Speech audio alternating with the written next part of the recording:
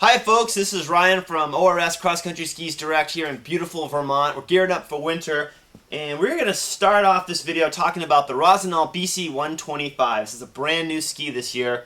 We're super excited about it, and it's in its own category. It's its own class for a Rossignol Nordic ski. If you look at it, you'll notice right away this thing is fat. Okay, this is essentially a ski designed for downhill use. It's fat for deep snow.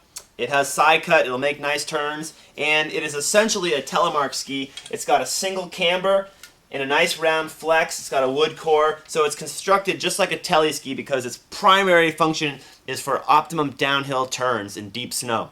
But what separates it from a telemark ski is the base. And you'll notice, if you look, it has a waxless pattern taking up a good chunk of the base of the ski, and that's there so that you can kick and glide around, get up a hill without needing climbing skins. So your typical backcountry telemark skier at the bottom of the mountain puts on climbing skins. I'll show you those in a second. They cover basically the entire base of the ski with a carpet-like material. They allow you to ski straight up the mountain. You get to the top, you peel them off, and you rip down.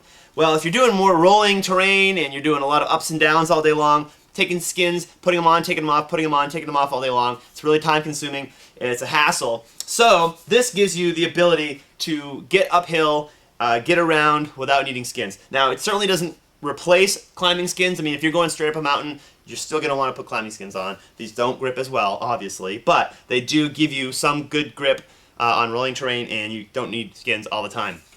So there it is, the BC125. The side cut of this thing, 125 at the shovel, that's the fattest part of the ski, and the waist is 90, and at the tip is 115. So it's got a nice amount of side cut and a good flex, so it's going to turn really naturally and be a great downhill ski. Awesome, awesome backcountry ski. Now, with this ski being as wide as it is, let's talk about the boot for a minute. Anytime you've got a really wide ski, you need a boot that can power it. So, in my opinion, really the best choice is the Garmin Excursion. This is a full plastic backcountry / tele boot.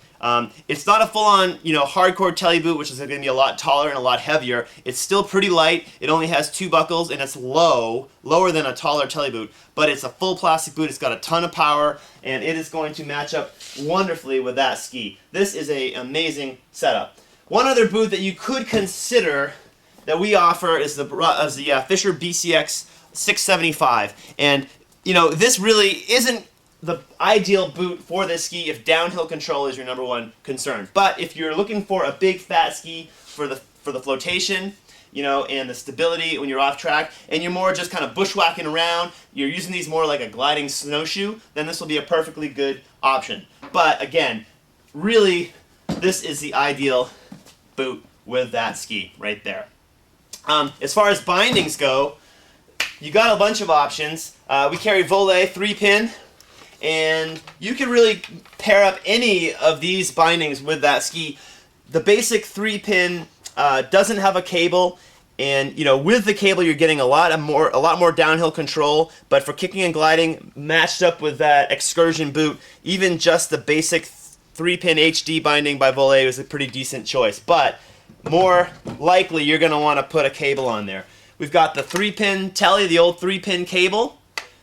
We've got down here the 3-pin hardwire, and then we've got the switchback. So starting with the basic 3-pin cable, the nice thing about this is that the cables can come off pretty easily and pop back on.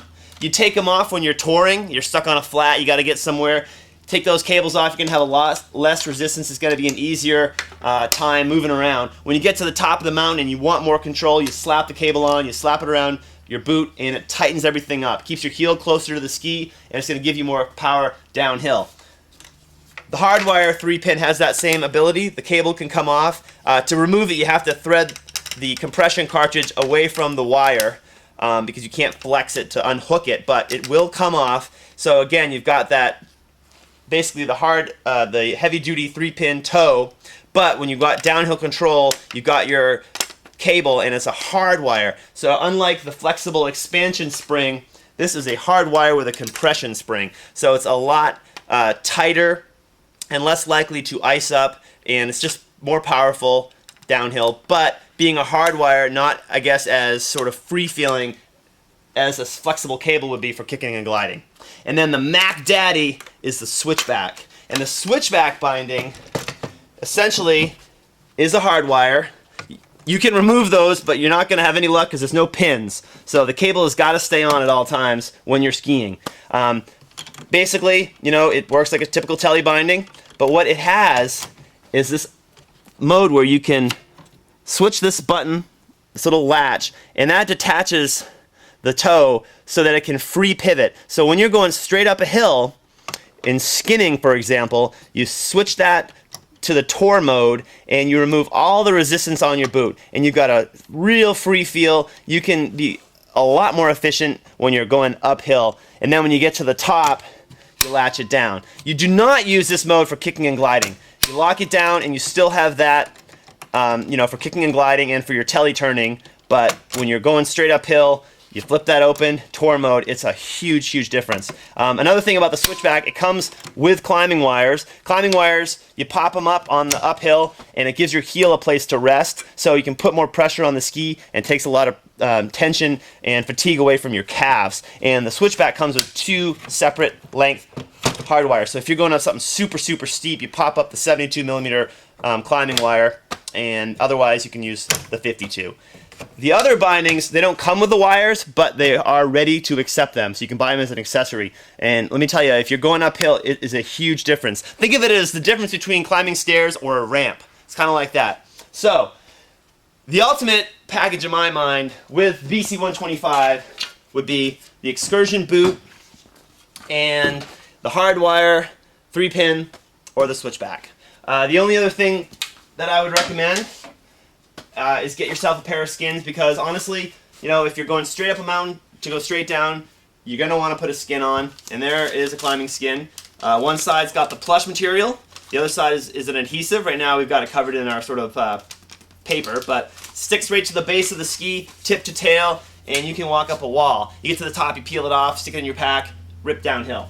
When you get on your way home, it's always nice to have a good pair of straps. We got these customized volet straps, and some people only use one.